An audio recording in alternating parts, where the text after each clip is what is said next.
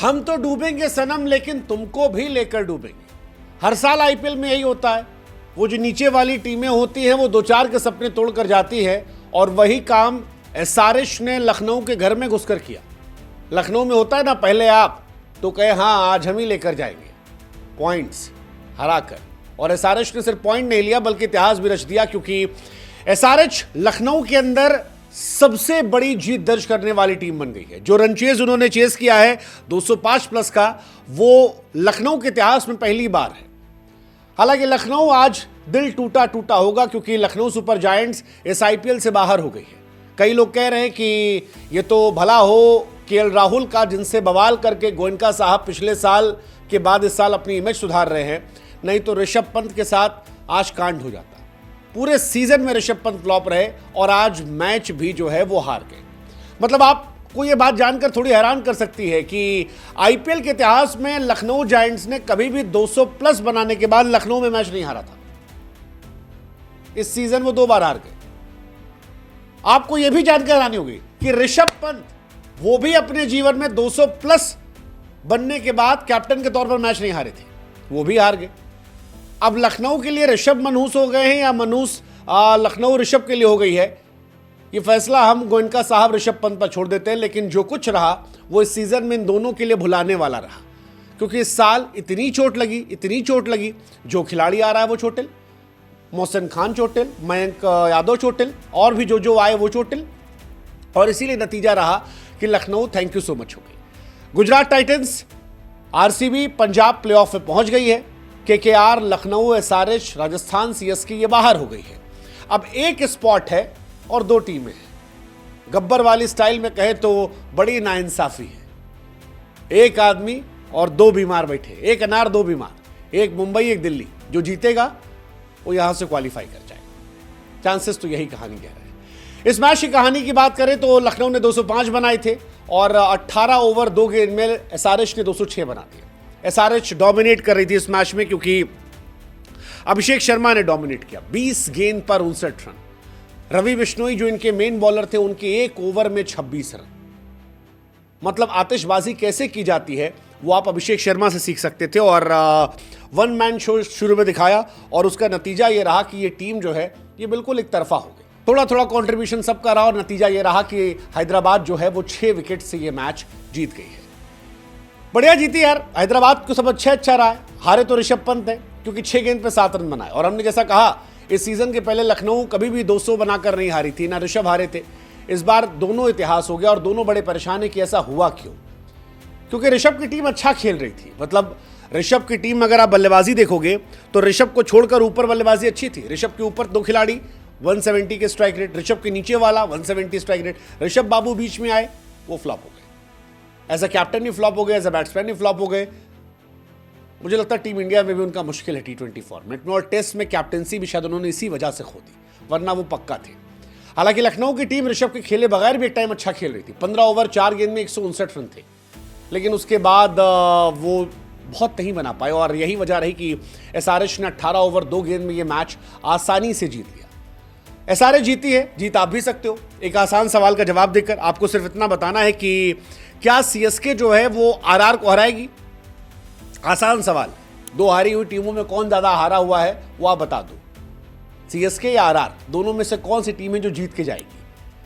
बस इतना बताना है। लिंक हमने डिस्क्रिप्शन में दे रखा है। प्रोबो ऐप है जहां बुद्धि का इस्तेमाल कीजिए तो फिर ढेरों इनाम जो है वो आपको मिल जाते हैं। 4 करोड़ से अधिक यूजर है, इंस्टेंट विड्रॉल है।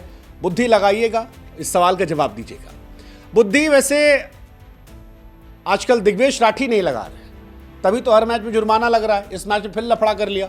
इस बार लफड़ा जो था वो अभिषेक शर्मा से था। अभिषेक फेंटा मार रहे थे, मतलब बहुत मारा अभिषेक शर्मा ने, और जिस हिसाब से मार रहे थे उस हिसाब से लग रहा था कि लखनऊ वालों को डर लग रहा है, क्योंकि रवि बिश्नोई को 1 ही ओवर करवाया गया, 26 रन मारा।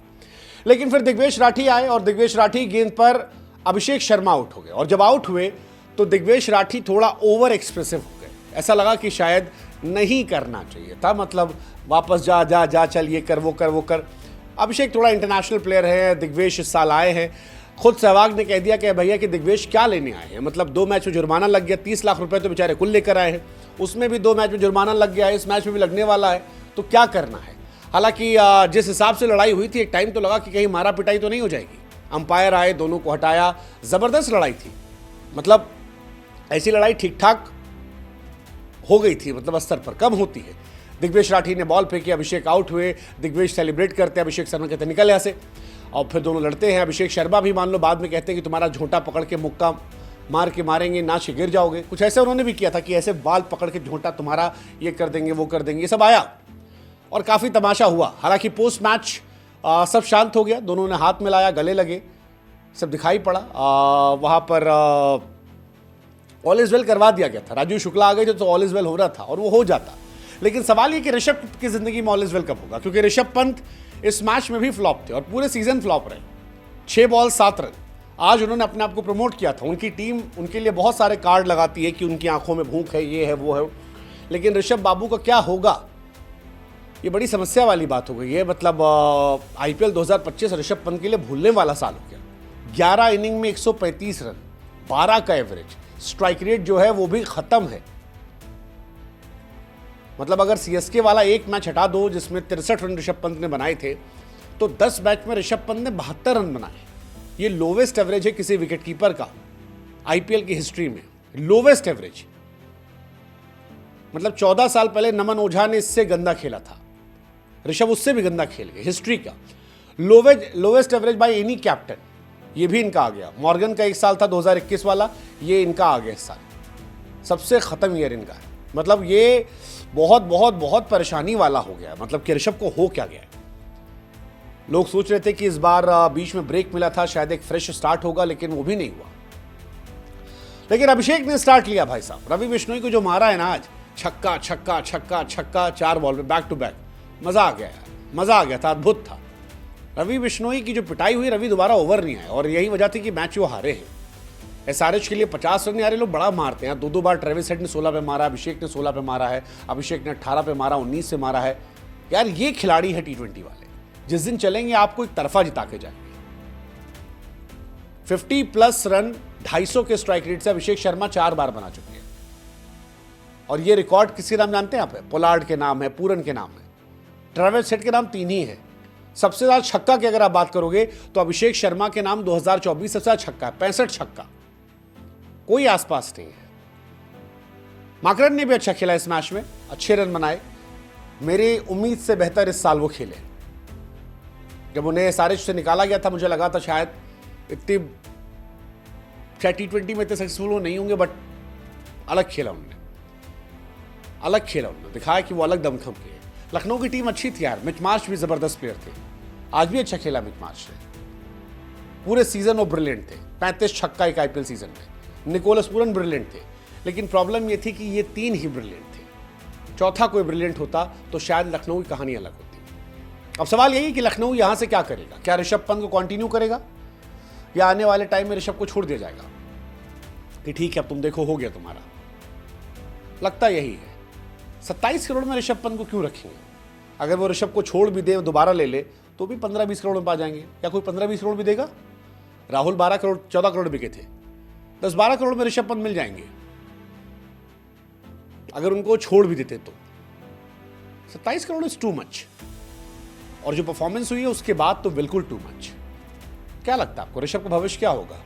2 कीपर से तो पंगा हो चुका गोविंदा साहब का, धोनी से, राहुल से, तीसरे वाले से होगा? कमेंट कर दो।